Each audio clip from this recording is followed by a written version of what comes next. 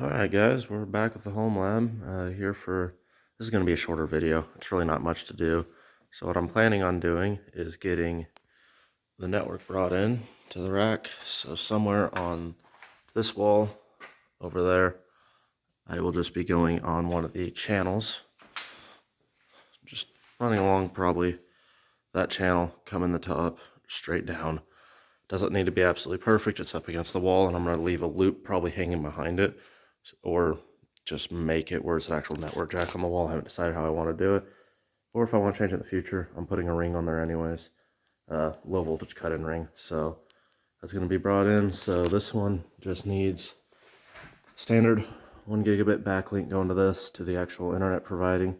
The overall network connection is not going to really need 10 gig downstairs, and the other switch downstairs doesn't actually support 10 gigs, so I'm not even going to worry about it. If I need to upgrade in the future, it's fine. I can pull new cables. So just got to pull a Cat 6 over to there, and then got to pull a RG6 to go into here, which is the in jack for the combiner for the home cable system. So just got to pull it across the attic up there, go down that wall, and then go across, and then inside the outside wall right there, got to go down and into the basement, and then go through the mechanical room where we're going. So well, I'm gonna go ahead and get up in the attic and get this cable pulled, so check back with you guys once I get that pulled in there. Alright, welcome to my attic. So this is where I'm planning on running the cable. So if you look, that back wall, move that so I can see my light, that back wall is where the server rack is. You can actually see these hooks that run all the way across, and with them, it's 2 black cables. One's a fiber optic cable going over to the shop, and one is a coax for the internet coming in. They go up and over. You can see some of the house cables right there too. They go through a pipe down there. You see that little white box in between. I can't really point my fingers and turn the opposite direction right now. That's actually where the antenna comes in, so the coax from the rack will actually splice in right there to mix in with the regular TV channels. Eventually I plan on splitting the entire TV channels apart and rebuilding them on my own structure, but that's a lot of work. So I'm saving that for a future, but I gotta head down there and, well, get a hole drilled. Just drilling a hole down, and then shove these glow rods down. Glory being an electrician, which people are asking, that is what my day job is. I'm an electrician. I also do my side job of networking and sound system work. So that's why I know what I'm pretty well doing at this point. So using these glow rods, what we call them, they're just fiberglass fish rods. Shove it down the wall, go down to the wall down there, find where it's at, grab it, tape the cables on, and pull the cables up and over. So once I get the cables pulled up and over, I'll catch back up with you in the mechanical room, where I'll have the cables pulled from there to there. So see you in a minute. Alright guys, hope it's not too loud. Seems how the furnace is running right now, but got the cable pulled. So it comes to that conduit like I showed when I was doing the networking tour. For those of you who just didn't see the networking tour, there's just a conduit that comes from the attic straight down in here. There's hangers around. Cabling's not the cleanest, but it's in a mechanical room. I'm not going to get finicky over it too much.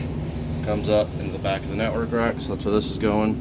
So I'm going to get shoved into there, and then we'll go upstairs, get at least hung into the rack. I may patch the coax in the rack, but this I'm probably going to wait on because I need to get some more ends, more just keystone jacks. So we'll go up there, back up there, get that finished up, probably do a little bit of other stuff, and then see what ends up from there. So see you guys back at the rack.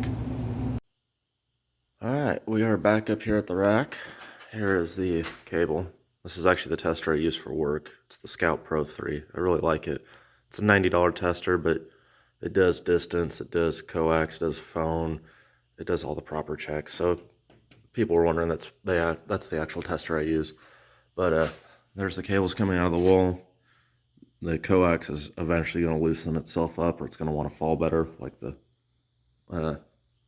network cable. But anyways, so across there, network cable comes across. It will fully duct down that channel once I get some Velcro straps, but I'm currently out of them.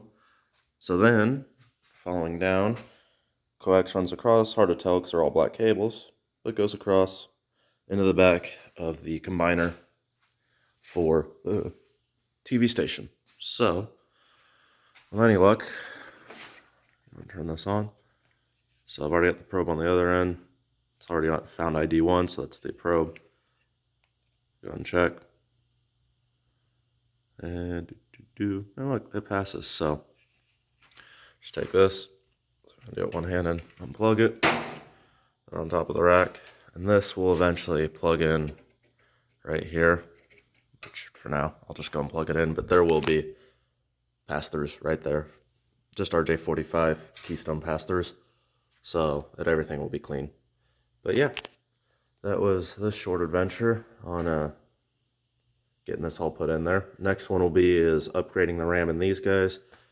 I was going to do that all in this video, but this is trying to keep these videos a little shorter, keep people a little bit better engaged on it, because I know watching people just run cable is not very much fun, and watching people put in RAM can not always be the most fun. But that's next time, as well as the graveyard of parts over here for the servers.